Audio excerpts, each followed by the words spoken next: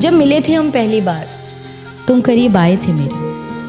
तुम्हें मैं अच्छी लगने लगी थी और मैं भी तुम्हें पसंद करने लगी थी। तब तुम्हें मेरे साथ वक्त बिताना अच्छा लगता था और मुझे भी तुमसे किया हर वादा सच्चा लगता था। घंटों घंटों फ़ोन पर बातें किया करते थे तुम और मुझसे मिलने के बाद अक्सर लेट सोया करते थे तुम। हर बात पर तुम मेरे लिए केयर दिखाते थे। रूठ जाऊं मैं कभी तो तुम झट से मनाते थे। 25 से 30 किलोमीटर तक रोज मुझसे मिलने आया करते थे और उसके बाद मुझे घुमाने भी ले जाया करते थे।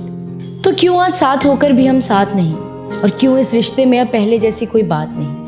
क्यों हमारे वो पहले जैसे हालात नहीं, और क्यों आज मेरे हाथों में तेरा हाथ नहीं? एक छत के नीचे रहकर भी तू अजनबी बन गया है। पता नहीं तू अचानक इतना क्यों बदल गया है। ऐसा नहीं कि मैंने तुम्हें समझाने की कोशिश नहीं की, पर कभी तुमने ही ये रिश्ता बचाने की कोशिश नहीं की। एक अरसे से जिंदगी को ऐसे ही एडजस्ट कर रही थी और जो हो रहा था मेरे साथ उसे बेमन से एक्सेप्ट कर रही थी, और तू मेरी इसी बात का फायदा उठा रहा था। मैं दिल लगा रही थी, तू दिमाग चला रहा था। पर कब तक इन रिश्तों को घसीटा जाए? जहाँ चलना भी हो मुश्किल, वहाँ भला कैसे दौड़ा जाए? पर अब सच बताऊं तो बहुत थक चुकी हूँ मैं, और इस घिसी पिटी जिंदगी से पक चुकी हूँ। मैं जानती हूँ कि मुझे कोई समझ नहीं पाएगा। टूटा था पहले भी ये दिल, एक बार फिर से टूट जाएगा। पर इस बार मैं खुद से एक वादा करूंगी, दूसरों से कम और खुद से प्यार ज्यादा करूंगी। मैं हंसती रहती हूँ अक्सर, इसलिए कोई जान नहीं पाता, और इस हंसी के पीछे का दर्द कोई पहचान नहीं पाता।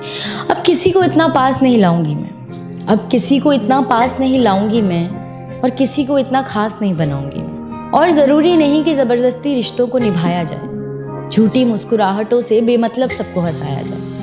हम अक्सर ये सोचकर चुप हो जाते हैं कि लोग क्या कहेंगे, रिश्तेदार क्या कहेंगे, पर जिन्होंने कभी आपका दर्द जानने की कोशिश तक नहीं की, आप उनसे क्या उम्मीद रखेंगे? और इस दर्द में रहना है या इससे बाहर निकलना है, इसका फैसला सिर्फ आप कर सकते हैं। ज़रूरी नहीं कि अगर आपके पेरेंट्स के एक्सपीरियंस अच्छे हों तो आपके भी होंगे, उनके डिसीजंस अच्छे हों तो आपके भी होंगे। जिस सिचुएशन को आप फेस कर रहे हैं उसे आप ही बखूबी जानते हैं और कोई नहीं, और जो आपको समझता होगा वो आपकी सिचुएशन को भी समझेगा। और शायद हमारा सफ़र यहीं